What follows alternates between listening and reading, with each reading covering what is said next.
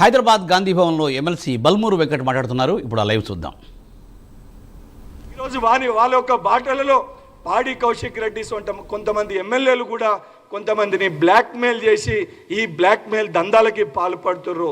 అసొంటి వాళ్ళ వైపు ఉంటే మీ గ్రామాల ప్రజలు కూడా రేపు పొద్దున మిమ్మల్ని కూడా తిరస్కరించే పరిస్థితి ఉంటుంది. మీరందరూ కూడా ఒకసారి పునరాలోచించుకోండి.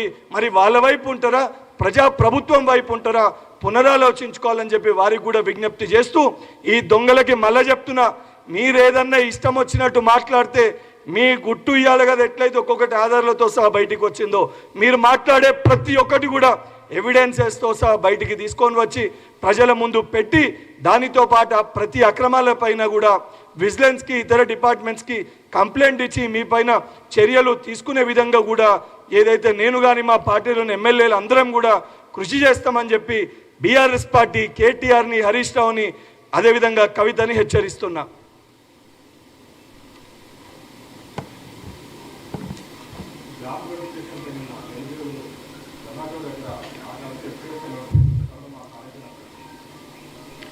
తప్పనిసరిగా నిరుద్యోగులకి సంబంధించి ఆ నోటిఫికేషన్స్ ఏవైతున్నాయో వర్గీకరణ అంశాన్ని అది కూడా పూర్తయింది కాబట్టి 100% అతి త్వరలో మాటిచ్చిన విధంగా ఏ రకంగా అయితే నిరుద్యోగులకి మాటిచ్చినామో 100% వాళ్ళకి అతి త్వరలో జాబ్ క్యాలెండర్ని, ప్రభుత్వంలో ఉన్న ప్రతి ఖాళీలను కూడా నోటిఫికేషన్ వేసి తప్పనిసరిగా భర్తీ చేసే ఒక బాధ్యత నిరుద్యోగులు తెచ్చుకున్న ఈ ప్రజాప్రభుత్వం పైన ఉంది. తప్పనిసరిగా చేసి తీర్థం. అతి త్వరలో ఆ శుభవార్త ముఖ్యమంత్రి గారి నోటి మీదుగా వినబోతున్నారు.